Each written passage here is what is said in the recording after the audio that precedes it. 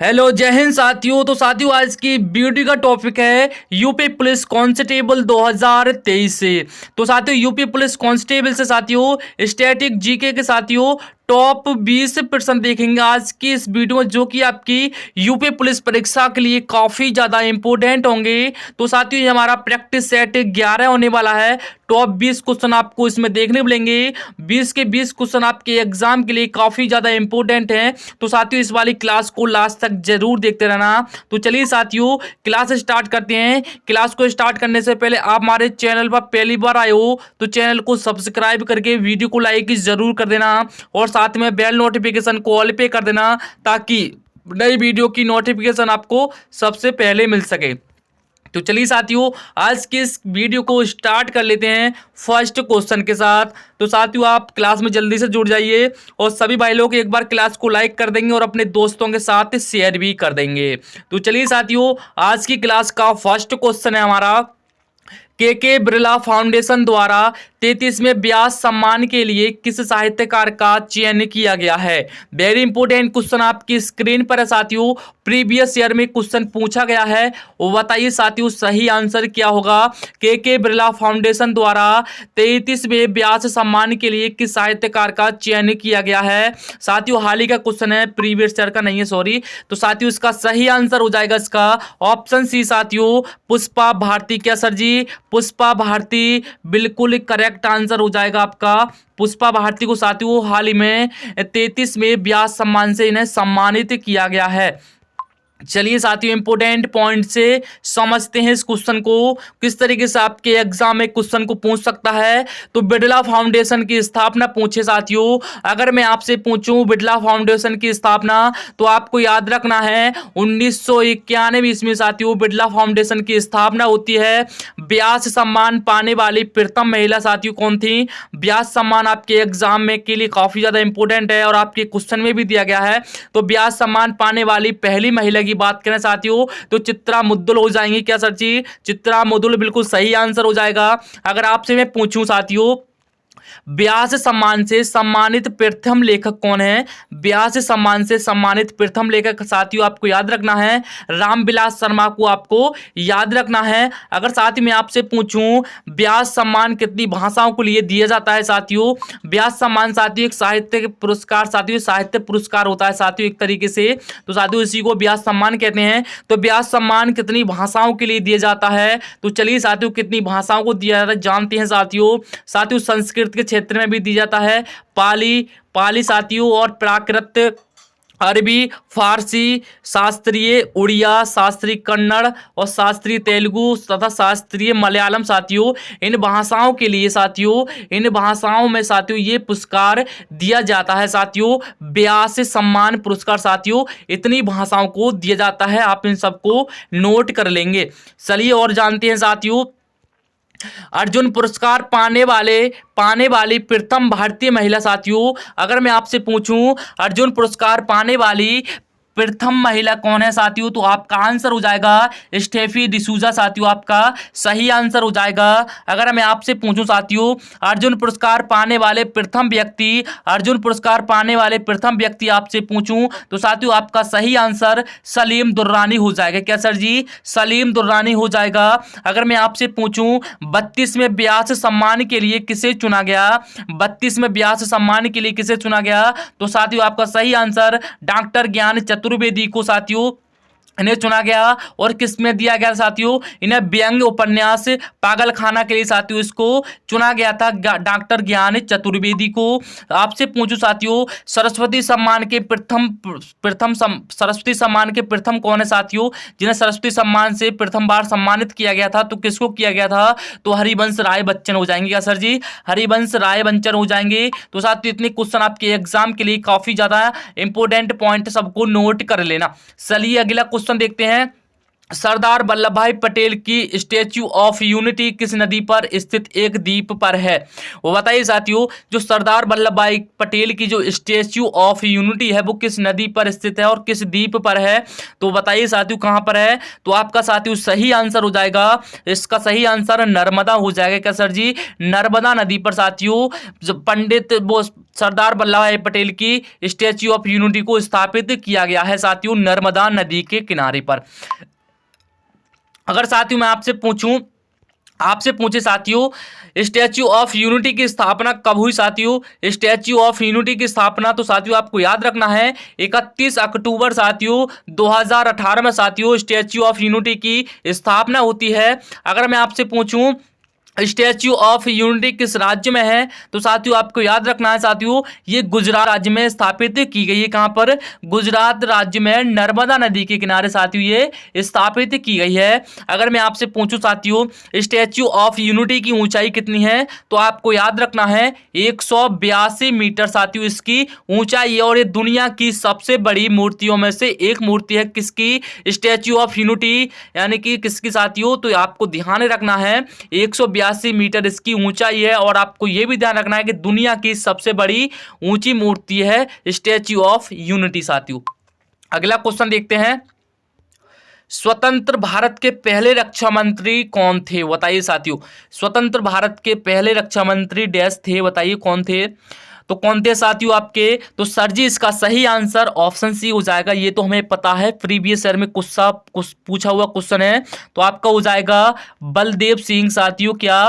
बलदेव सिंह इस प्रश्न का बिल्कुल सही आंसर हो जाएगा। ये स्वतंत्र भारत के पहले रक्षा मंत्री थे साथियों, बलदेव सिंह को आपको याद रखना है।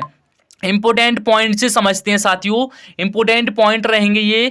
भारत की पहली महिला रक्षा मंत्री की बात करें साथियों, भारत की पहली महिला रक्षा मंत्री की बात करें तो निर्मला सीतारमण हो जाएंगी आपकी। अगर आपसे मैं पूछूं रक्षा मंत्री पदक कब आरंभ हुआ, रक्षा मंत्री पद कब आरंभ हुआ साथियों, तो आपका सही आंसर 1961 हो जाएगा। आपसे पूछूं भारत के प्रथम गृह मंत्री कौन है, भारत के प्रथम गृह मंत्री तो सरदार पटेल हो जाएंगे। क्या सर जी? सरदार पटेल बिल्कुल सही आंसर है। आपसे पूछे भारत के प्रथम प्रधानमंत्री, आपसे पूछे भारत के प्रथम प्रधानमंत्री तो पंडित जवाहरलाल नेहरू को याद रखना है। अगर आपसे मैं पूछूं 2023 में भारत के रक्षा मंत्री कौन है, 2023 में साथी जो भारत के रक्षा मंत्री यानी कि वर्तमान के रक्षा मंत्री कौन है, तो राजनाथ सिंह को याद रखना है। आपसे अगर पूछूं साथियों, अगर मैं आपसे पूछूं वर्तमान में भारत के गृह मंत्री कौन है, तो आपको याद रखना है अमित शाह को याद रखना है। अगर मैं आपसे पूछूं वर्तमान में भारत के शिक्षा मंत्री कौन है, वर्तमान में भारत के शिक्षा मंत्री तो रमेश पोखरियाल को याद रखना है। आपसे पूछे साथियों भारत के प्रथम कृषि मंत्री, भारत के प्रथम कृषि मंत्री तो राजेंद्र प्रसाद को याद रखना है, ये 1946 में चुने गए थे साथियों। अगर मैं आपसे पूछूं वर्तमान में भारत के कृषि मंत्री कौन है, वर्तमान में भारत के कृषि मंत्री तो सूर्य प्रताप शाही को याद रखना है। साथियों सभी पॉइंट इंपोर्टेंट हैं। अगर आपको पीडीएफ चाहिए तो साथियों कमेंट करना है, आपको पीडीएफ प्रोवाइड करवा दी जाएगी साथियों। क्लास के 1 से 2 घंटे बाद आपको पीडीएफ आपके डिस्क्रिप्शन में डाल दी जाएगी। जितने भाई कमेंट करेंगे आपको पीडीएफ वो मिल जाएगी। चलिए अगला क्वेश्चन देखते हैं। वर्ष 1773 से 1785 तक वस्तुतः बंगाल के पहले गवर्नर जनरल कौन थे? तो कौन थे साथियों बताइए? तो सही आंसर इसका वॉरेन हेस्टिंग साथियों, वॉरेन हेस्टिंग बिल्कुल सही आंसर हो जाएगा। ऑप्शन ए वॉरेन हेस्टिंग को याद रखना है साथियों। इंपोर्टेंट पॉइंट से समझते हैं साथियों। भारत के प्रथम गवर्नर जनरल की बात करें साथियों तो लॉर्ड विलियम बेंटिक हो जाएंगे। ये 1828 ईस्वी में साथियों बने थे। किसमें? 1828 ईस्वी में बने थे। अगर मैं आपसे पूछूं वर्तमान में भारत के गवर्नर कौन है, वर्तमान में भारत के गवर्नर तो आपको याद रखना है शक्तिकांत दास हो जाएंगे। आपसे अगर पूछे बंगाल का वायसराय कौन था तो लॉर्ड कर्जन को याद रखना है साथियों, लॉर्ड कर्जन को याद रखना है। अगर मैं आपसे पूछूं भारत के अंतिम गवर्नर जनरल कौन थे साथियों, अंतिम की बात हुई यहाँ पर, भारत के अंतिम गवर्नर जनरल तो लॉर्ड कैनिंग हो जाएंगे आपकी। क्या सर जी? लॉर्ड कैनिंग बिल्कुल सही आंसर हो जाएंगे। इन सभी नोट्स को अपने नोटबुक में नोट कर लो, आपके एग्जाम के लिए काफी ज्यादा इंपॉर्टेंट होंगे, इसकी मैं गारंटी ले सकता हूं। अगला क्वेश्चन देखते हैं, वर्ष 1937 से 1950 तक उत्तर प्रदेश को किस नाम से जाना जाता था? 1937 से लेकर और 1950 तक साथियों कितने 1937 से 1950 तक उत्तर प्रदेश को किस नाम से जाना जाता था? तो साथियों आपको पता है उत्तर प्रदेश का पुराना नाम तो संयुक्त प्रांत हो जाए क्या सर जी? संयुक्त प्रांत के नाम से जाना जाता था उत्तर प्रदेश को। चलिए अगला क्वेश्चन है हमारा, वर्ष 1887 में इलाहाबाद विश्वविद्यालय की स्थापना किसने की थी? वो बताइए साथियों किसने की थी? तो आपको याद रखना है 1857 में इलाहाबाद विश्वविद्यालय की स्थापना विलियम विलियम विलियम मुइर ने की थी साथियों। क्या? विलियम मुइर ने की थी। आपको ऑप्शन सी बिल्कुल याद रखना है। आपसे अगर पूछे साथियों प्रथम विश्वविद्यालय कहाँ स्थापित किया गया? साथियों जो फर्स्ट विश्वविद्यालय था वो कहाँ पर स्थापित किया गया था? तो तक्षशिला में साथियों इस विद्यालय को स्थापित किया गया था। आपसे पूछे इलाहाबाद विश्वविद्यालय के कुलपति कौन है साथियों? शायद वर्तमान में है, ये वर्तमान में है, वो बताइए कुलपति कौन है? तो प्रोफेसर वंदना सिंह साथियों इलाहाबाद विश्वविद्यालय के कुलपति हो जाएंगे। अगला क्वेश्चन पूछे, उत्तर प्रदेश के किस शहर में भगवान शिव के सम्मान में कैलाश मेला आयोजित किया जाता है? वो बताइए साथियों उत्तर प्रदेश के किस शहर में भगवान शिव के सम्मान में कैलाश मेला आयोजित किया जाता है? वो बताइए साथियों इस प्रश्न का सही आंसर क्या होगा? तो साथियों ये आपको क्लास इंपोर्टेंट लग रही हो, साथियों क्लास इंपोर्टेंट लग रही हो तो क्लास को एक लाइक कर देना साथियों, साथ में लाइक कर देना, और चैनल पर पहली बार आए हो तो सब्सक्राइब भी कर देना ताकि आपको नई वीडियो आपको इसी तरीके से मिलती रहे। तो साथियों इसका सही आंसर क्या होगा? तो आगरा में साथियों, आगरा में उत्तर प्रदेश के आगरा में भगवान शिव के सम्मान में कैलाश मेला आयोजित किया जाता है। आगरा में आपको ध्यान रखना है, इंपोर्टेंट पॉइंट से समझते हैं साथियों। मथुरा में कौन सा मेला आयोजित होता है साथियों? सबसे ज्यादा प्रसिद्ध मथुरा में कौन सा मेला है? तो आपका सही आंसर मुड़िया मेला हो जाएगा। क्या सर जी? मुड़िया मेला हो जाएगा। आपसे अगर पूछे पुष्कर मेला कहाँ आयोजित होता है? तो पुष्कर मेला पुष्कर राजस्थान में लगता है साथियों। सोनेपुर मवेशी मेला कहाँ पर लगता है? तो सोनपुर बिहार में है साथियों, ये यहाँ पर लगता है। आपसे पूछे नौचंडी मेला कहाँ पर लगता है? तो मेरठ के यूपी में लगता है। क्या सर जी? मेरठ के यूपी में साथियों इस मेला को आप ये मेला देख सकते हैं। अगर आपसे पूछे साथियों सूरज कुंड हस्तशिल्प मेला कहाँ लगता है? तो सूरज कुंड हस्तशिल्प मेला साथियों सूरज कुंड फरीदाबाद हरियाणा के अंदर साथियों ये मेला लगता है। आपसे पूछे कुंभ मेला, तो साथियों कुंभ मेला आपके 3 से 4 जगह पर लगता है। एक तो हरिद्वार हो गया, नासिक, इलाहाबाद और उज्जैन साथियों, ये 4 जगह पर आपका मेला लगता है। कौन सा? कुंभ मेला हरिद्वार, नासिक, इलाहाबाद और उज्जैन को याद रखना है। अगला क्वेश्चन देखते हैं साथियों, पहली महिला मुख्यमंत्री वर्ष 1963 में नियुक्त की गई थी, उन्होंने किस भारतीय राज्य सरकार का नेतृत्व किया था? वो बताइए साथियों इंपोर्टेंट क्वेश्चन है। तो बताइए साथियों पहली महिला मुख्यमंत्री वर्ष 1963 में नियुक्त की गई थी साथियों, उन्होंने किस भारतीय राज्य सरकार का नेतृत्व किया था? तो किसका किया था साथियों? तो किसका किया था? तो उत्तर प्रदेश सरकार का इन्होंने नेतृत्व किया था साथियों। यूपी आपका बिल्कुल करेक्ट आंसर हो जाएगा। अगला क्वेश्चन देखते हैं साथियों, वर्ष 1930 में सीवी रमन ने डैश के लिए नोबेल पुरस्कार जीता था? वो बताइए साथियों वर्ष 1930 में साथियों वर्ष 1930 में सीवी रमन ने साथियों किसके लिए नोबेल पुरस्कार जीता था? वो बताइए साथियों किसके लिए जीता था? तो सही आंसर आपका भौतिक शास्त्र के लिए। क्या सर जी? भौतिक शास्त्र के लिए साथियों उन्होंने 1930 में साथियों भौतिक शास्त्र से नोबेल पुरस्कार जीता था। चलिए साथियों इंपोर्टेंट पॉइंट को जान लेते हैं, आपके एग्जाम के लिए सही रहेंगे ये। नोबेल पुरस्कार प्राप्त करने वाले पहले भारतीय साथियों नोट करते जाना, नोबेल पुरस्कार प्राप्त करने वाले पहले भारतीय तो रविंद्रनाथ टैगोर हो जाएंगे आपके, रविंद्रनाथ टैगोर। अगर साथियों मैं आपसे पूछूं नोबेल पुरस्कार प्राप्त करने वाली पहली महिला, नोबेल पुरस्कार प्राप्त करने वाली पहली महिला तो मेरी स्कोलोडसा को याद रखना है साथियों। अगर आपसे पूछे ऑस्कर पुरस्कार जीतने वाली प्रथम भारतीय महिला तो भानु अथैया को याद रखना है आपको। आपसे पूछे भारत की कौन सी मूवी को ऑस्कर अवार्ड मिला भारत की कौन सी मूवी को ऑस्कर अवार्ड मिला था? तो गांधी नाम की फिल्म थी साथियों, इसको ऑस्कर अवार्ड से सम्मानित किया गया था। अगला क्वेश्चन देखते हैं। स्वतंत्रता संग्राम 1857 का सिपाही विद्रोह किस शहर में हुआ था? तो किस शहर में हुआ था साथियों? तो करेक्ट आंसर ऑप्शन डी हो जाएगा साथियों, ये मेरठ से शुरू हुआ था। क्या सर जी? मेरठ से शुरू हुआ था। और साथियों जो टोकरी थी साथियों, जो टोकरी थी ये किस टोकरी से शुरू हुआ था? तो साथियों इसका आंसर कमेंट में एक बार से जरूर लिख देना साथियों। मेरठ से 1857 क्रांति का नेतृत्व किसने किया था साथियों, ये भी मुझे बताना। दिल्ली से किसने किया था? हैदराबाद से किसने किया था साथियों? देखते हैं आप कौन से क्वेश्चन का आंसर सही बताते हैं। अगला क्वेश्चन पूछे आपसे, रक्त समूह प्रणाली की खोज डैश ने की थी? रक्त समूह प्रणाली की खोज डैश किसने की थी? तो सही आंसर हो जाएगा साथियों इसका कार्ल लैंडस्टीनर ने साथियों। कार्ल लैंडस्टीनर ने साथियों रक्त समूह प्रणाली की खोज की थी। आपको ऑप्शन डी बिल्कुल करेक्ट आंसर है, कार्ल लैंडस्टीनर बिल्कुल सही आंसर है। अगर साथियों आपसे पूछूं रक्त समूह की खोज कब की गई, रक्त समूह की खोज कब और किसके द्वारा की गई? तो साथियों कार्ल लैंडस्टीनर ने साथियों 1900 ईस्वी में साथियों इसकी स्थापना खोज की गई, यानी खोज की थी। अगर साथियों मैं आपसे पूछूं पहला रक्तदाता दिवस से साथियों, पहला रक्तदाता दिवस कब मनाया गया? तो साथियों 2004 में पहला रक्तदाता दिवस मनाया गया था। आपसे पूछूं विश्व रक्तदाता दिवस 2023 की थीम क्या है? साथियों थीम सबसे ज्यादा इंपॉर्टेंट होती है आपके एग्जाम के लिए, तो बताइए विश्व रक्तदाता दिवस 2023 की थीम को याद रखना है। क्या है थीम?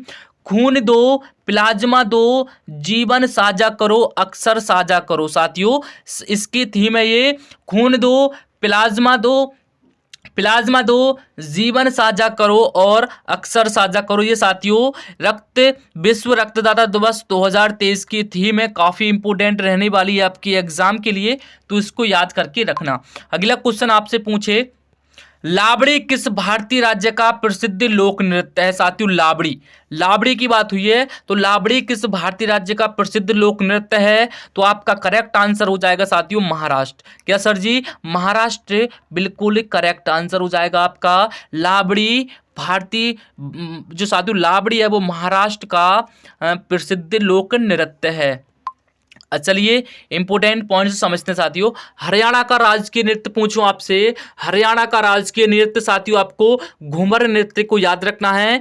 केरल का नृत्य पूछे साथियों तो कथकली को याद रखना है। मिजोरम का साथियों नृत्य पूछे तो आपको चेरो नृत्य याद रखना है। आपसे अगर पूछे मणिपुर का प्रसिद्ध नृत्य कौन सा है, तो आपको याद रखना है मणिपुरी नृत्य। साथियों मणिपुरी नृत्य को याद रखना है। अगर साथियों मैं आपसे पूछूं उत्तर प्रदेश का लोक नृत्य कौन कौन से साथियों, तो उत्तर प्रदेश के लोक नृत्य साथियों चरकुला, रासलीला, कथक, रामलीला, ख्याल, नौटंकी, दादरा और कजरी नृत्य साथियों ये उत्तर प्रदेश के प्रसिद्ध लोक नृत्य हो जाएंगे। साथियों इतने नृत्य हमारे यूपी में साथियों काफी ज्यादा फेमस है, तो आपको इनको सबको याद कर रखना है, क्या पता एग्जाम में कौन सा पूछ ले।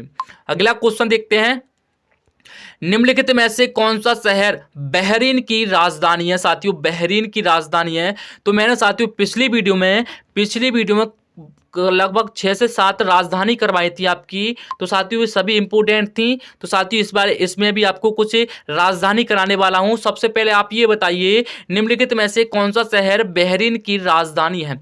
बहरीन की राजधानी क्या हो जाएगी सर जी? तो बहरीन की हो जाएगी आपकी, बहरीन की क्या होगी? बहरीन की हो जाएगी मनामा। क्या?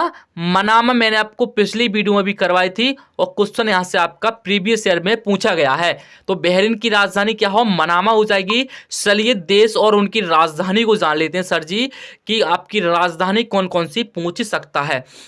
देखो सर जी लेबनान की राजधानी तो मैंने पिछली वीडियो में भी करवाई थी, इसमें भी करवा रहा हूं।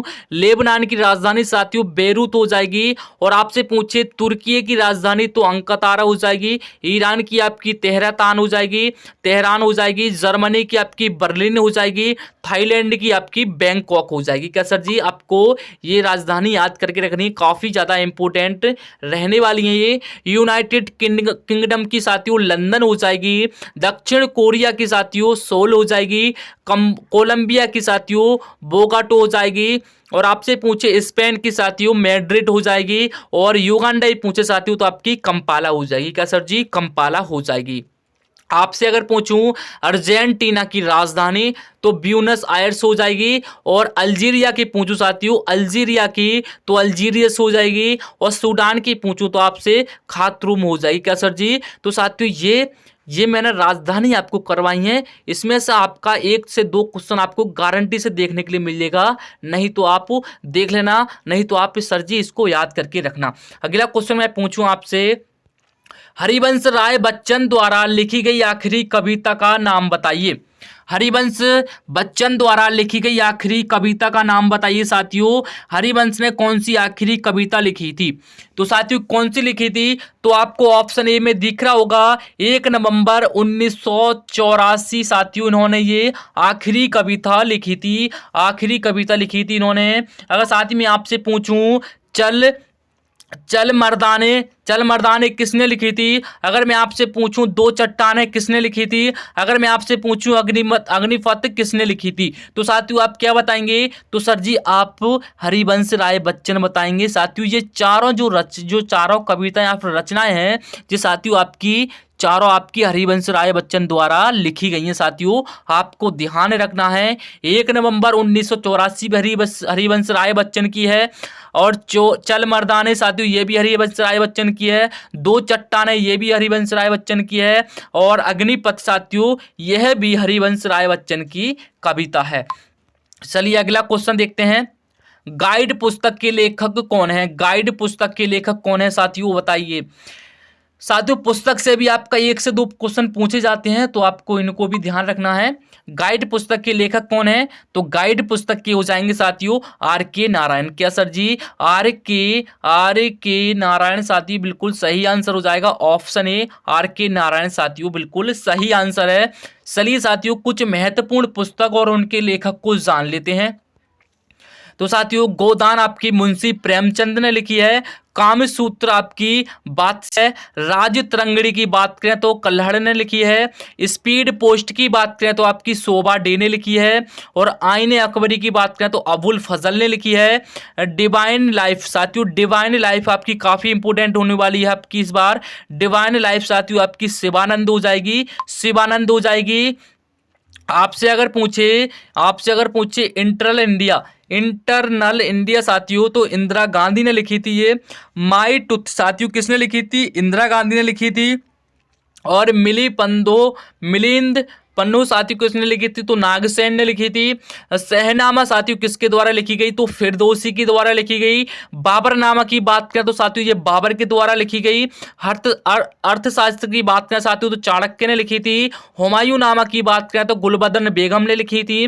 विनय पत्रिका की बात करें तो तुलसीदास ने लिखी थी। गीत गोविंद की बात करें तो जय देव ने लिखी थी साथियों। और बुद्ध चरितम की साथियों बात करें तो अश्व घोष ने ये पुस्तक लिखी थी। और यंग इंडिया साथियों महात्मा गांधी द्वारा लिखी गई थी। और मालगुडी डेज साथियों मालगुडी डेज R.K. नारायण की यह पुस्तक है साथियों। तो साथियों ये कुछ पुस्तकें हैं, आपको इनको नोट करते जाना या फिर वीडियो पॉज करके स्क्रीनशॉट मार लेना। अगला क्वेश्चन देखते हैं, भारत भाषा के आधार पर राज्यों का पुनर्गठन किस वर्ष किया गया था? भाषा के आधार पर साथियों भाषा के आधार पर राज्यों का पुनर्गठन किस वर्ष में किया गया था?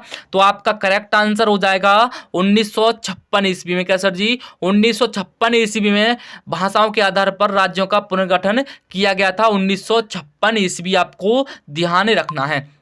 अगला आपसे पूछे साथियों, जापान में होन्शु नामक द्वीप किसके लिए प्रसिद्ध है? होन्शु वो बताइए साथियों किसके लिए प्रसिद्ध है? तो आपका सही आंसर तेल हो जाएगा। क्या सर जी? ये तेल के लिए प्रसिद्ध है, आपको नहीं पता? ये साथियों तेल के लिए बहुत ही ज्यादा प्रसिद्ध, आपको ध्यान रखना है। अगला क्वेश्चन देखते हैं, भारत में किस गवर्नर जनरल को स्थानीय स्वशासन का पिता कहा गया था? बताइए साथियों भारत में किस गवर्नर जनरल को स्थानीय स्वशासन का पिता कहा गया था? वो बताइए साथियों किसे कहा गया था? तो करेक्ट आंसर हो जाएगा लॉर्ड रिपिन। क्या सर जी? लॉर्ड रिपिन को साथियों आपका स्थानीय स्वशासन का पितामह कहा गया था। लॉर्ड रिपिन बिल्कुल करेक्ट आंसर है ऑप्शन डी में। अगला क्वेश्चन देखते हैं, निम्नलिखित में से किसने पहले 1935 में संविधान सभा का सुझाव प्रस्तावित किया? किसके द्वारा किया गया था साथियों? 1935 की बात है, 1935 में किसके द्वारा किया गया था साथियों? तो करेक्ट आंसर हो जाएगा एम साथियों, एम एन रॉय द्वारा, साथियों एम एन रॉय द्वारा इसका जो सुझाव प्रस्तावित किया गया था। चलिए अगला क्वेश्चन देखते हैं, विहिन द रिवर स्लीप से उपन्यास किसके द्वारा लिखी गई? वो बताइए साथियों, विहिन द रिवर स्लीप से उपन्यास किसके द्वारा लिखी गई? तो आपका सही आंसर हो जाएगा आपका ऑप्शन डी बिल्कुल करेक्ट आंसर हो जाएगा। इंस्टेरिन कायर द्वारा इस पुस्तक को लिखा गया था, सॉरी पुस्तक नहीं उपन्यास है साथियों ये, तो इनके द्वारा ये लिखा गया था। तो साथियों आपने इस क्लास में आपने 20 क्वेश्चन पढ़े। आप मुझे ये बताना आपके 20 में से अगर आपके 18 क्वेश्चन ठीक हो रहे हैं और आपको यहाँ पर अदर जानकारी भी दी जा रही है साथियों, ये भी आपके इम्पोर्टेंट के लिए, एग्जाम के लिए इम्पोर्टेंट है। तो आपके 20 में से सर जी 20 में से अगर आपके 18 क्वेश्चन ठीक जा रहे हैं तो आपकी तैयारी जो है साथियों वो टॉप होने वाली का सर जी, टॉप होने वाली है। और साथियों आपने अभी तक हमारे चैनल का सैल्यूट नहीं सुना तो सर जी सैल्यूट सुन लीजिए। सुबह से आपको 6:30 बजे करंट अफेयर्स की क्लास दी जाती है, दोपहर 1 बजे जीके की क्लास दी जाती है, और शाम को 6 बजे आपको हाँ तो थोड़ा लेट हो रहा है लेकिन आप शाम को 6 बजे आपका यूपी जीके की क्लास स्टार्ट की जाएगी। यूपी जीके की, लेकिन फिलहाल तो अभी जीके की चल रही, लेकिन आपकी यूपी जीके की क्लास कल से आपको देखने के लिए मिल जाएगी। और साथियों दोपहर 3 बजे साथियों आपकी जो है स्टैटिक जीके लगने वाली है। अब सॉरी हिंदी लगने वाली है, 3 बजे आपकी हिंदी लगने वाली है। एक बार दोबारा सुन लो, 3 बजे हिंदी लगने वाली है। देखो मैं आपको एक तरफ से बताता हूँ, 6:30 बजे आपकी करंट अफेयर्स, और आपकी 1 बजे जीके, और आपकी 3 बजे साथियों हिंदी, 3 बजे की आपकी हिंदी, और आपकी शाम को 6 बजे साथियों आपकी यूपी जीके। क्या सर जी? UP GK. तो साथियों ये आपका हमारे चैनल का सैल्यूट है, जाको उसको सभी वीडियो को आराम से आकर देखिए, आपकी इस बार वर्दी दिलाकर मानेंगे। चलिए साथियों आज की इस क्लास को यहीं पर एंड करते हैं और मिलते हैं किसी नई क्लास के साथ। जब तक के लिए अपना ख्याल रखिए। जय हिंद, वंदे मातरम।